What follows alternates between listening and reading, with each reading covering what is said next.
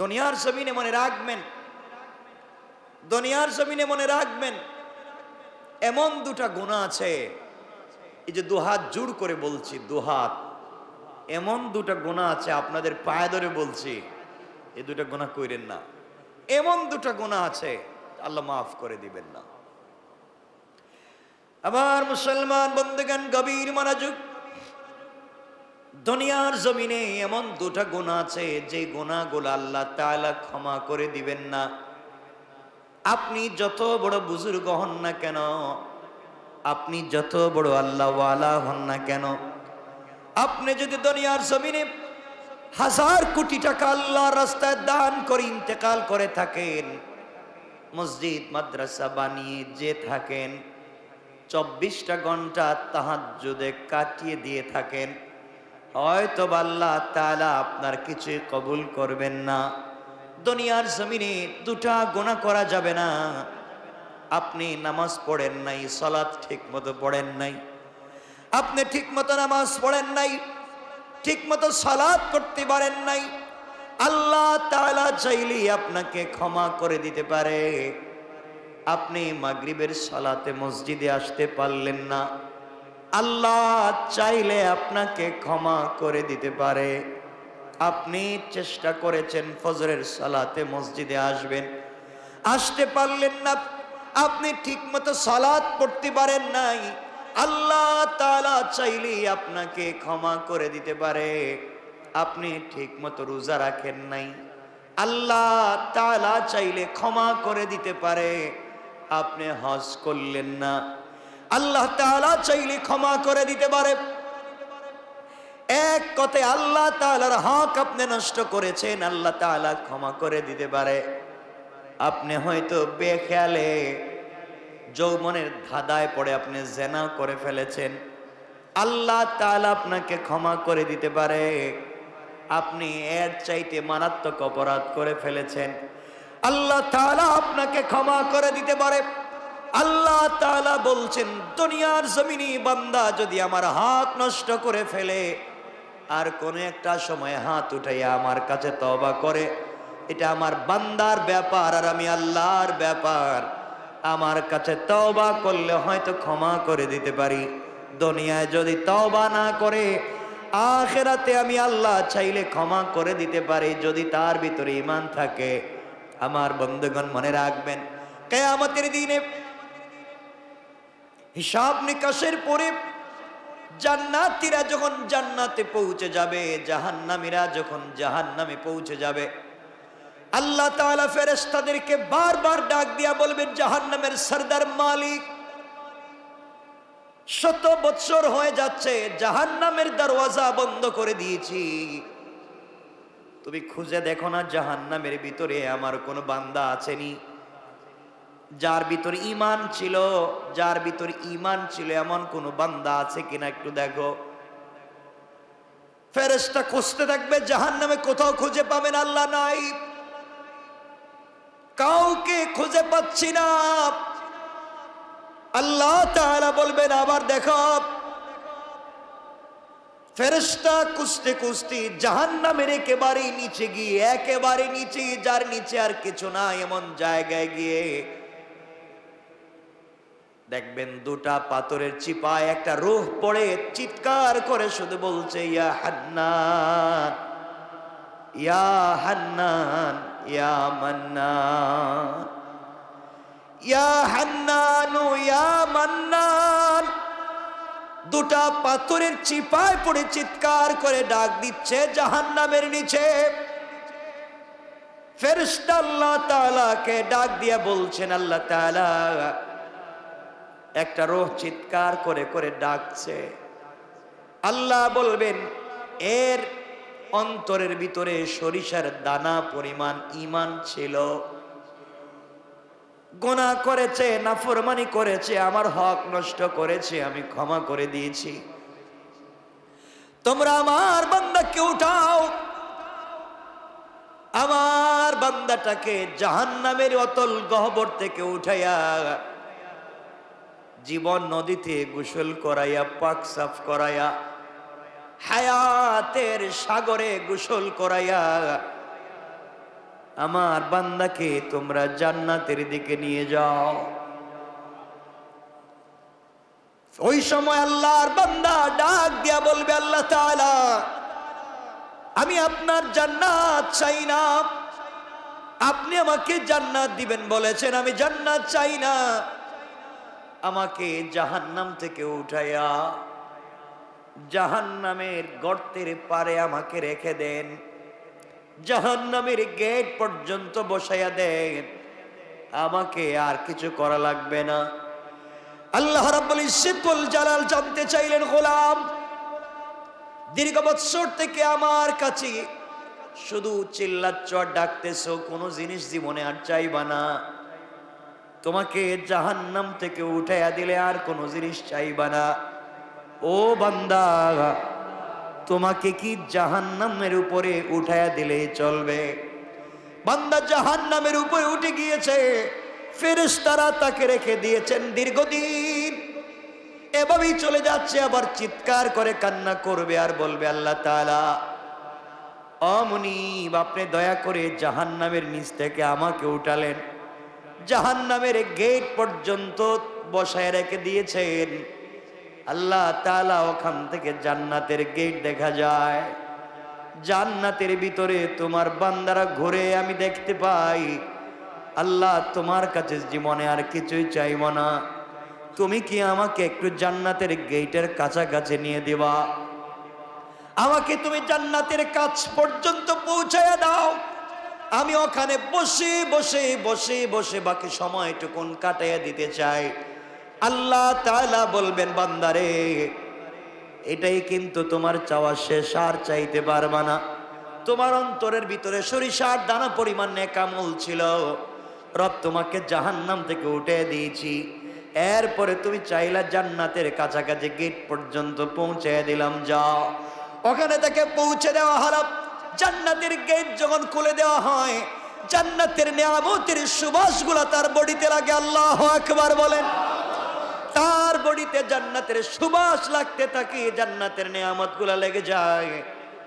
জান্নাতের ভিতরে তাকায়া দেখে তার কত বন্ধু দুনিয়ার জমিনে ঠিক মতো সালাত পড়েছে, সে ঠাট্টা বিদ্রুপ করেছে। সে তার পাশের দোকানি নামাজ পড়ার কারণে আজকে জান্নাতি।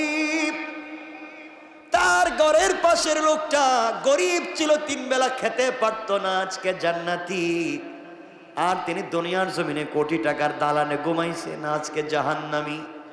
তাকাইয়া দেখতেছে কত গরিব মানুষ জান্নাতে ঘুরে, তার সহপাঠী কত বিজনেসম্যান জান্নাতে ঘুরে, সে জাহান্নাম থেকে উঠে আসছে, জান্নাতের গেটে বসে বসে কান্দে। আল্লাহ রাব্বুল ইজ্জত ওয়াল জালাল ডাক দিয়া বলছেন, বান্দা এবার কান্না করো, ব্যাপার কি? গোলাম ডাক দিয়া বলছে, আল্লাহ তাআলা, আমি কান্না করি শুধু আপনার জন্যে, আমার জন্যে কান্না করো কেন? আয় আল্লাহ তাআলা, এই জন্যে কান্না করি, আমি তো গুনাহগার, আপনার নাম তো আজিজুল গফফার। আয় আল্লাহ তাআলা, আপনি আমাকে জাহান্নাম থেকে উঠিয়ে দিয়েছেন, জান্নাতের গেট পর্যন্ত পৌঁছে দিয়েছেন। আয় আল্লাহ তাআলা, এত কিছু আপনি আমাকে করে দিয়েছেন, আমি জীবনে আর কোনো জিনিস চাইব না। আল্লাহ রাব্বুল ইজ্জত ওয়াল জালাল বলছেন, তুমি তো বারবার বলতো চাইবা না, আবার চাও। এবার বান্দা বলছে, আল্লাহ তাআলা, আমি তো গোলাম, আমি তো বারবার ওয়াদা ভঙ্গ করতে পারি, আমি তো গুনাহ করতেই পারি, আমি কথা বলে কথা না রাখতে পারি, কিন্তু সৃষ্টির মধ্যে একমাত্র যিনি আমাদের রব, আর পুরা দুনিয়া তার সৃষ্টি, রব কাউকে কোনো ওয়াদা দিলে সেই ওয়াদাকে ভেঙে দেয় না। আল্লাহ, জান্নাত কত সুন্দর দেখা যায়, তোমার কাছে আমি জান্নাত চাই না, জান্নাতে বসবাস করার কথাও বলি না, আমাকে একটা বার জান্নাতের ভিতরে দেখবার সুযোগ দাও, আমি জান্নাতের ভিতরে যাব, জান্নাত দেখে কথা দিলাম, ওয়াদা দিলাম বের হয়ে আসবো, যদি বের না হতে চাই আপনি ঘাট ধরে আমাকে বের করে দিবেন, আমাকে একটা বার ভিতরে ঢুকবার সুযোগ দেন। আল্লাহ বললেন, বান্দারে এবারই কথা শেষ। কয়, আল্লাহ, আমিও তোমার কসম খায় বললাম এবারই কথা শেষ। সুবহানাল্লাহ বললাম। আল্লাহ বলেন, এবারই কথা শেষ, আর কোনো জিনিস চাইতে পারবে না, ঢুকলেই বের হওয়া লাগবে। বান্দা বলছে আল্লাহ আমিও কথা দিলাম, এবার কথা বলা শেষ, আর কোনোদিন চাইব না। আল্লাহ তাআলা বললেন যাও তুমি জান্নাত দেখে আসো। বান্দা জান্নাতের ভিতরে যখন প্রবেশ করেছে দৌড়াতে শুরু করেছে, দৌড়ায়। থামেন। আল্লাহ বলেন বান্দা থামো না কেন? তোমাকে না বলছিলাম তুমি টাইম শেষ হয়ে গেলে বের হয়ে যাবা? ও বান্দা বের না হয়ে তুমি জান্নাতের ভিতরে দৌড়াও কেন? এবার বান্দা দাঁড়িয়ে গিয়েছে আর ডাক দিয়ে বলছে আল্লাহ আপনার সঙ্গে আমি কিছু কথা বলতে চাই। আল্লাহ বললেন কি কথা বলতে চাও বলো। আল্লাহ তাআলার কাছে বান্দা বলছে আল্লাহ আপনার কাছে আমি জানতে চাই আপনি যদি কাউকে কোনো জিনিস দান করেন তাহলে আপনি কি কোনোদিন ফিরিয়ে নিতে পারেন? আপনার কি কোনো জিনিসের কমতি আছে নাকি? আপনি কি এমন আল্লাহ আপনি কি কাউকে কিছু দিলে ফিরে আনেন? দুনিয়ার মানুষ কিছু দিলে ফিরিয়ে নিতে পারে, খোটা দিতে পারে। আপনি তো এমন আল্লাহ না কাউকে কোনো জিনিস দিলে ফিরিয়ে নিতে পারেন না। আপনি কোরআনে কারিমের ভিতরে বলেছেন কাউকে যদি আপনি জান্নাতে প্রবেশ করান আর জীবনে বের করবেন না, আমাকে যেহেতু ঢুকাইয়া দিয়েছেন আপনি কেমনে আমাকে বের করতে চান? তাহলে তো আদা ঠিক থাকবে না। আল্লাহ রাব্বুল ইজ্জতুল জালালের রহমতের সাগরে জোশ উঠে গিয়েছে। আল্লাহ বললেন বান্দা তোমাকে বের করতে চাই না, তুমি বলো কেমন জান্নাত চাও? যেই জান্নাত চোখে দেখা যায় তার চাইতে 10 গুণ বড় জান্নাত তোমাকে দিতে চাই।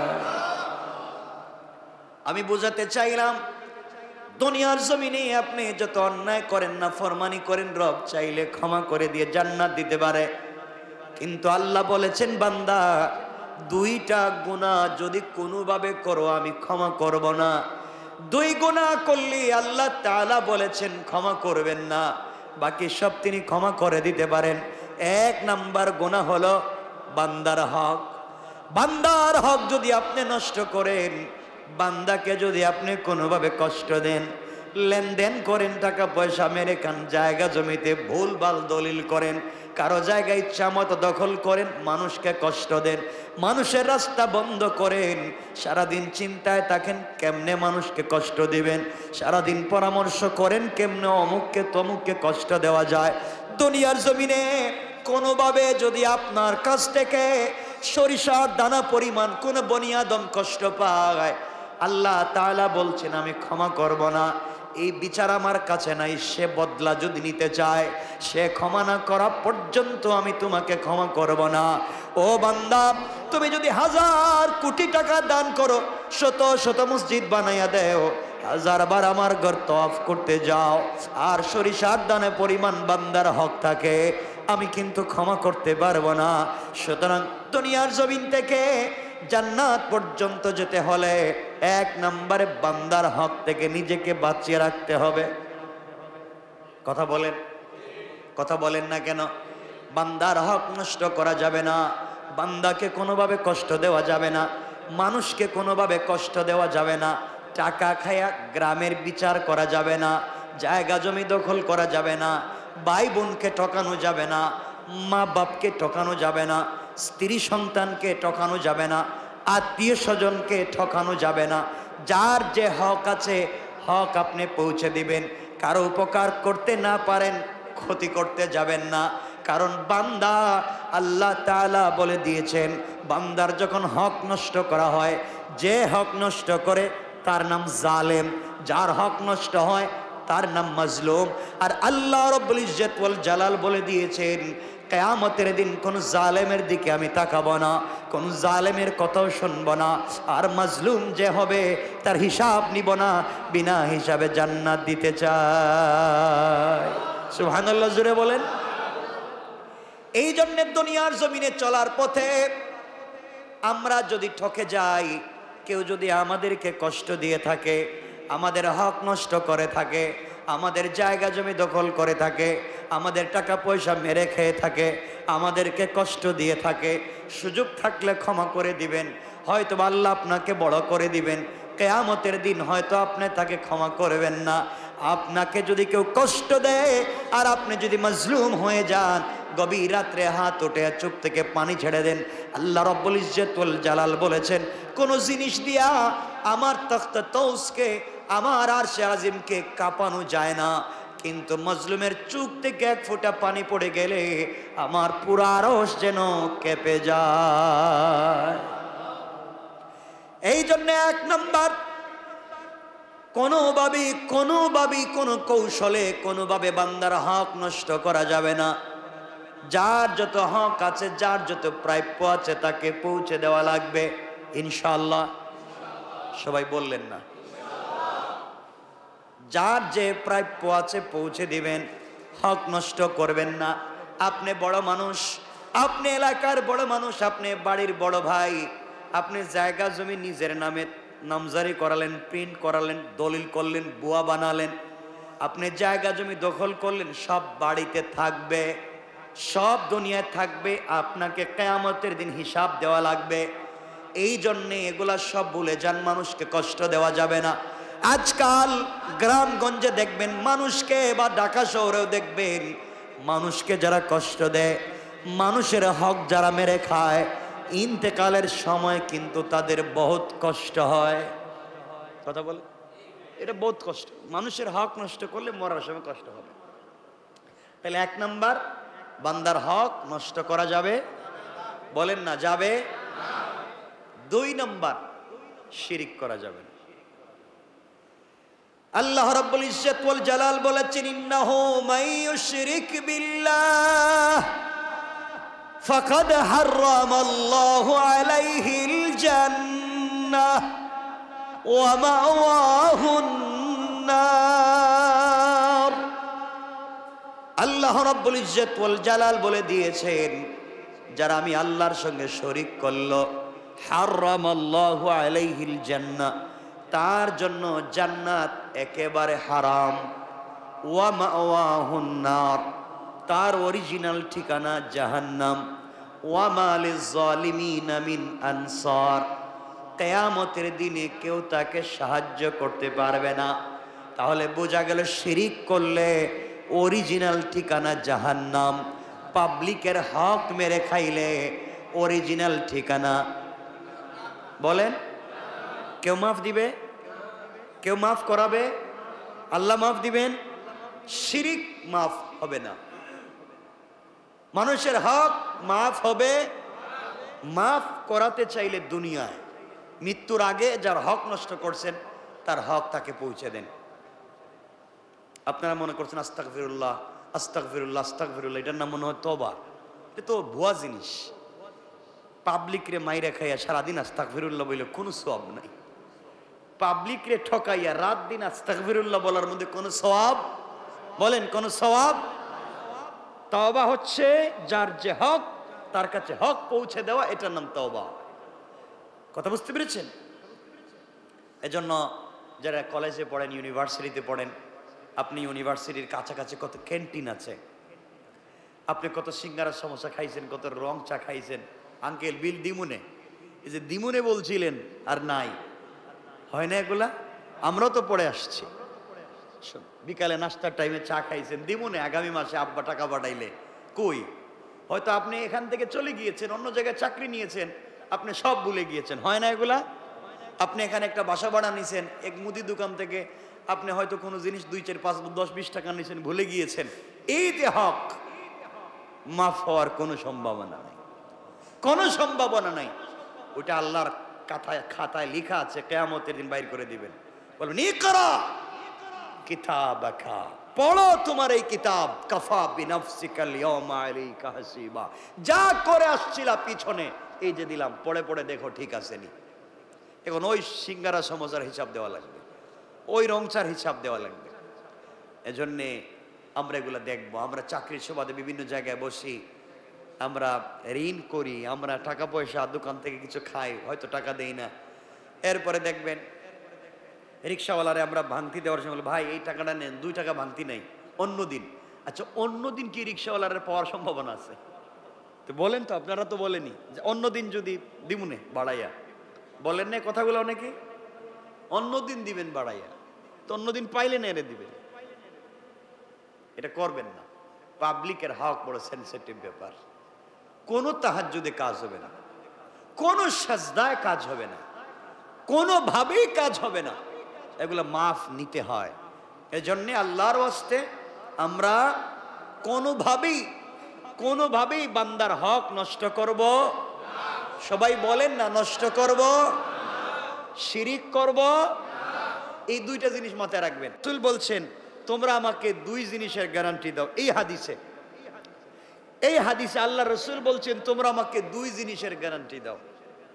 একটা হচ্ছে বান্দার হক মেরে খাবা না, আল্লাহর সঙ্গে শিরিক করবা না, আমি তোমাদেরকে জান্নাতের গ্যারান্টি দিলাম।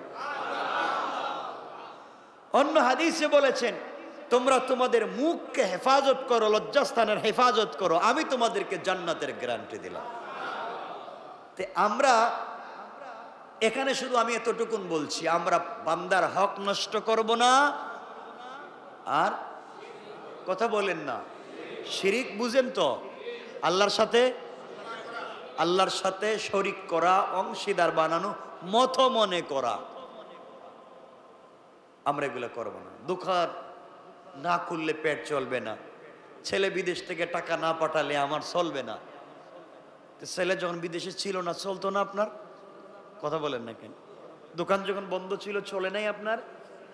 এই ছোটখাটো কথাও শিরিক হয়ে যায়, মানে রাখবেন, এগুলার থেকেও আমাকে বাঁচতে হবে।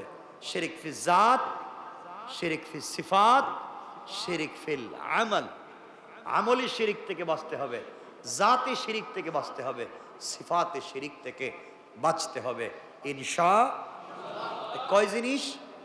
আজকের পুরো আলোচনা থেকে আমরা বাঁচবো কয় জিনিস থেকে? এক, বান্দার নষ্ট করা যাবে। দুই, শিরিক করা যাবে। আপনি নামাজ পড়েননি, আল্লাহর কাছে জবাব দিবেন। রোজা রাখেননি, আল্লাহর কাছে জবাব দিবেন। হজ করেননি, আল্লাহর কাছে জবাব দিবেন। আল্লাহ চাইলে ক্ষমা তো করে দিতে পারেন। একজন রোজা রাখে নাই, হজ করে নাই, যাকাত দেয় নাই, কুরবানি করে নাই,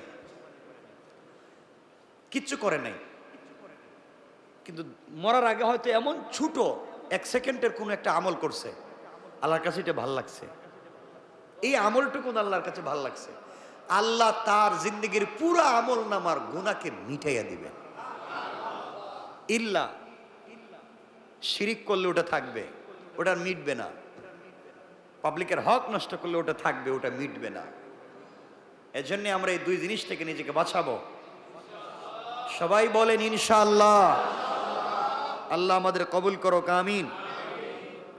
হযরত নূহ আলাইহিস সালাম আল্লাহর কাছে বলতে চাইলেন, আল্লাহ আমিও তোমার কাছে চাই, আমার উম্মতেরা যারা এত কিছু করবার পরে এত ভালোবাসা, এত দোয়া, এত নসিহত, এত উত্তম ব্যবহার, এত দিন তাদেরকে এতদিন ওয়াজ নসিহত, এত কিছুর পরেও ভালো লাইনে আসে নাই, এরপরে আমারে খুঁচায়, মাফ করে দিলাম, আপনারে গালি দে, আপনারে মারতে চায়, আপনার বিরুদ্ধে যুদ্ধ করতে চায়, রাত দিন শিরিক করে, একজন আর একজনকে ঠকায়, তাদের কাছে শিরিকও আছে, বান্দার হক নষ্ট করার জিনিস আছে। আল্লাহ এই দুই জিনিস দিয়ে তারা ভরে গিয়েছে, এদেরকে তুমি দুনিয়ার জমিনে রেহাই দিবেন। কে দোয়া করছেন?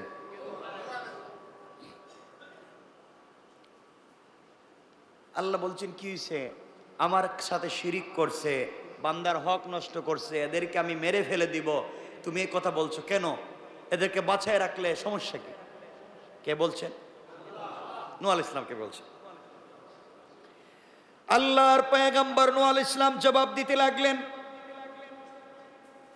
ইন্নাকা ইন তাযারহুম ইউদিল্লু ইবাদাকা ওয়া লা ইয়ালিদু ইল্লা ফাজিরান কাফফারা।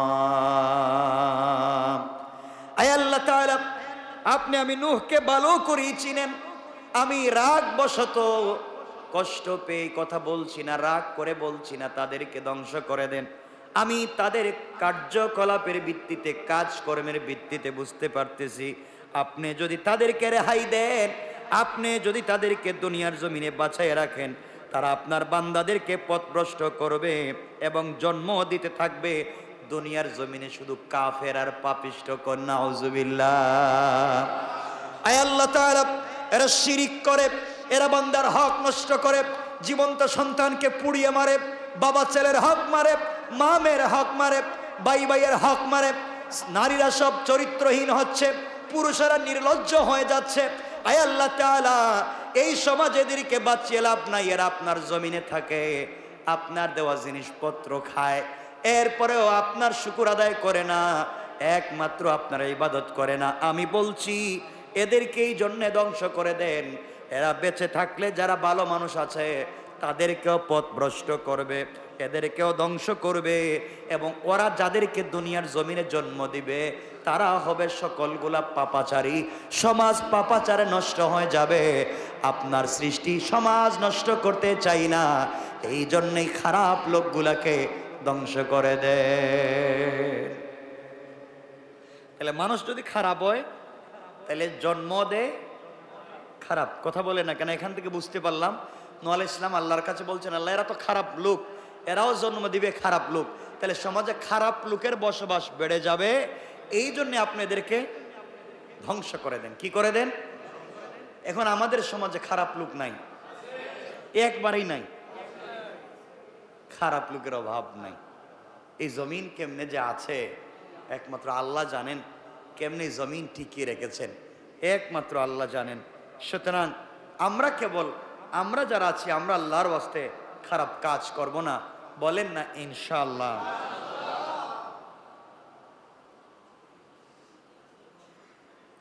এরপরে হযরত নূহ আলাইহিস সালাম বলছেন, আল্লাহ আমি যে বললাম সবগুলারে ধ্বংস করে দেন, তাই বলে যদি একবারে ভালো মানুষের ধ্বংস করতে শুরু করেন,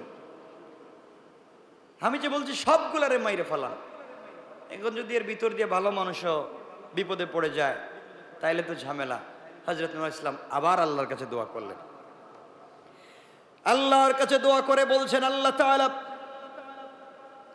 রব্বি গফিরলি ওয়া লিওয়ালিদাইয়া ওয়া লিমান দাখালা বাইতিয়া মুমিনান ওয়া লিল মুমিনিনা ওয়াল মুমিনাতি ওয়া লা তাজিদিজ জালিমিনা ইল্লা তাবারা।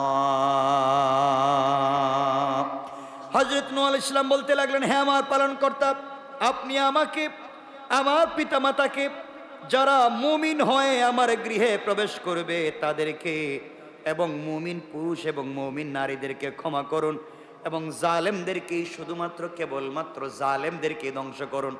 আগে দোয়া করেছেন সবগুলারে ধ্বংস করে দেন। আল্লাহ তাআলা এখন চিন্তা করলেন, নূহ আলাইহিস সালাম আমার কথা যদি আল্লাহ সবাইরে ধ্বংস করে দেয়, মুমিন মুমিনাতরেও যদি মেরে ফেলে, আবার তিনি পরিষ্কার করে বুঝাইয়া দোয়া করলেন বাচ্চাদের মতো। বাচ্চা যখন বাবার কাছে কোনো জিনিস চায়, বাবা বলেন বুঝি নাই, এ সুন্দর করে বুঝাইয়া তার নিজের ভাঙ্গা ভাষা দিয়ে বোঝাতে চায়। আল্লাহ রাব্বুল ইজ্জতুল জালালকে এবার নূহ আলাইহিস সালাম বুঝালেন, হে আমার পালনকর্তা রব্বি, হে আমার পালনকর্তা, আমি বলতে চাইলাম আপনি আমাকে, আমার পিতামাতাকে, যারা মুমিন হয়ে আমার গৃহে প্রবেশ করবে তাদেরকে, আমার ছেলে মুমিন হয়ে আমার গৃহে প্রবেশ করতে পারে নাই, তাকে বাঁচাবার কথা আমি বলছি না, যারা মুমিন হয়ে আমার গৃহে আসবে আপনি তাদেরকে বাঁচান। এখান থেকে নূহ আলাইহিস সালাম বুঝাতে চাইলেন, ঘরের ভিতরে যারা মুমিন থাকবে না, নিজের ঘরে বসবাস করবে, নিজের প্লেটে খাইবে, নিজের টেবিলে খাইবে, এক ঘরে ঘুমাবে, এক বিছানায় থাকবে, কিন্তু মুমিন হবে না, নূহ আলাইহিস সালাম তাদের পক্ষে আছেন। তাহলে বুঝাতে চাইলেন আল্লাহ তাআলা, ওয়ালিমান দাখালা বাইতিয়া মুমিনা, যারা আমার ঘরে মুমিন হয়ে প্রবেশ করবে তাদেরকে বাঁচান। আল্লাহ আপনি আমাকে, আল্লাহ তাআলা আপনি আমাকে, আমার মা বাপকে, যারা মুমিন হয়ে আমার গৃহে প্রবেশ করবে তাদেরকে, এবং মুমিন পুরুষ মুমিন নারীদেরকে আপনি ক্ষমা করে দেন, আর ধ্বংস করেন শুধু ওয়ালা তাজিদিজ জালিমিনা ইল্লা তাবারা। আয় আল্লাহ, ধ্বংস যদি করে দিতে হয় একমাত্র জালেমদেরকে কেবল ধ্বংস করে দেন, বলেন নাউজুবিল্লাহ। তাহলে আমরা আলোচনার শুরুতে বলছিলাম, যদি কেউ জালেম হয়ে যায় আল্লাহ বলছেন তাদের সাথে কোনো সম্পর্ক কিয়ামতের দিন নাই। নূহ আলাইহিস সালাম এখানে দোয়া করতেছেন, আল্লাহ ধ্বংসই যদি করতে হয় সব জালেমরে ধ্বংস করো। আমরাও দোয়া করি আল্লাহ ধ্বংসই যদি করতে হয় যারা আমাদের গৃহে মুমিন হয়ে ঢুকবে, যারা মুমিন মুমিনাত হয়ে সমাজে বসবাস করবে, আল্লাহ তুমি তাদেরকে বাছাইয়া রাখো, জান্নাত তাদেরকে ওয়াজিব করো, আর দুনিয়া যারা জালেম হবে তুমি ধ্বংস করো। ঠিক না? আমিন বলেন সবাই, আমিন বলেন। আমরাও জালেম থেকে বেঁচে থাকতে চাই, আল্লাহ আমাদেরকে হেফাজত করুক, বলেন আমিন। এটা হচ্ছে সূরা নূহের শেষ আয়াতগুলোর অনুবাদ। এরপর থেকে আল্লাহ তাআলা সূরা জিন শুরু করবেন, কুল উহিয়া ইলাইয়া বলে আল্লাহ তাআলা আর একটা সূরা শুরু করতে যাচ্ছেন। এখানে অনেকগুলো লম্বা চৌড়া কথা আছে, আমরা সবগুলা কথায় যেতে পারবো না।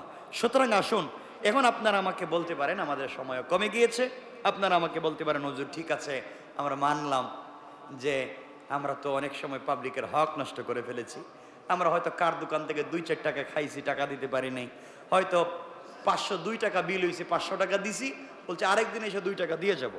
হয় না এগুলা? আর যাইও নাই দেইও নাই, গেছি হয়তো মনে নাই, এগুলা কি হয়?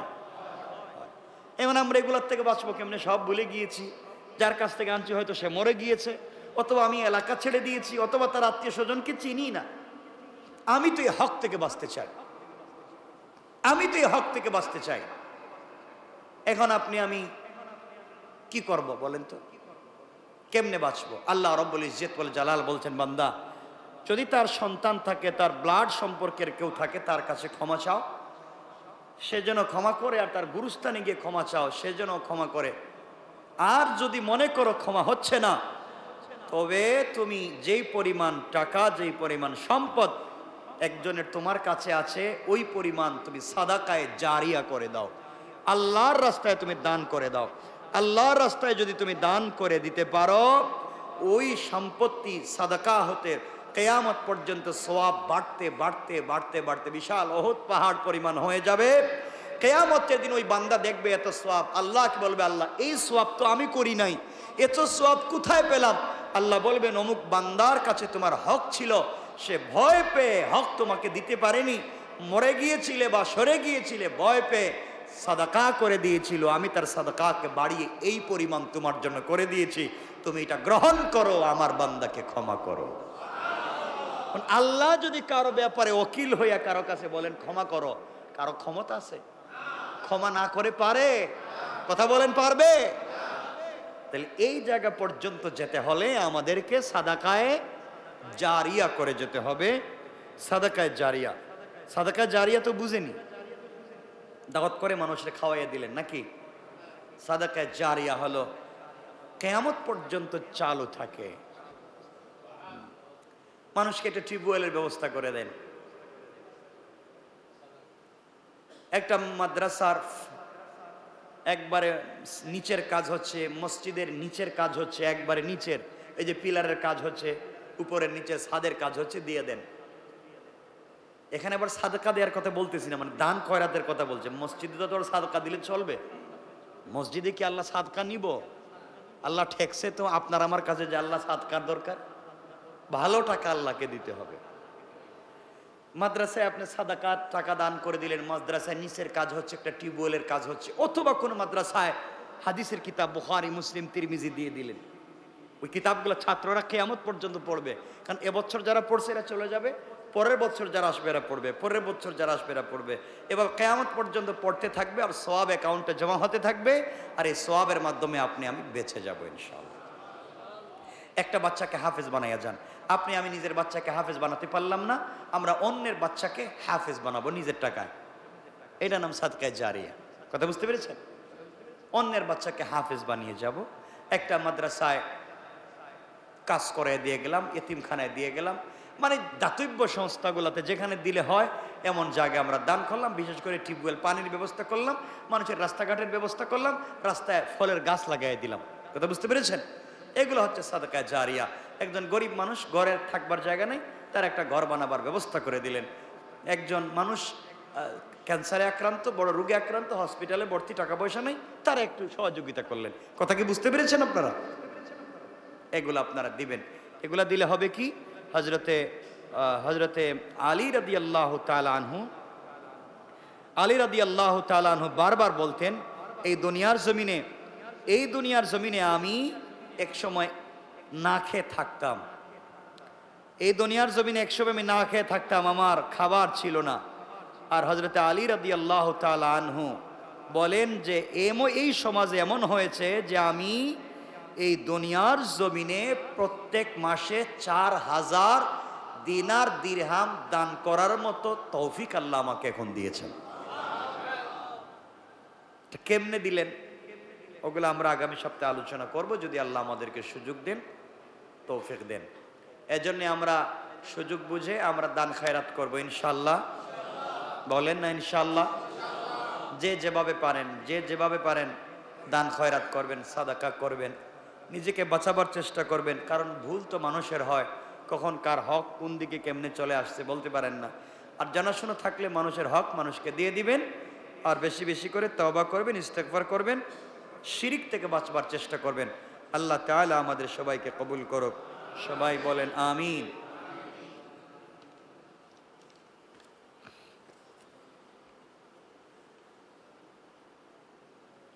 ইউনুস মোল্লা রোহের মাগফিরাত কামনায় দোয়া চাওয়া হয়েছে। ওমর ফারুক সুস্থতার জন্য দোয়া চেয়েছেন। সালেহ বেগম রোহের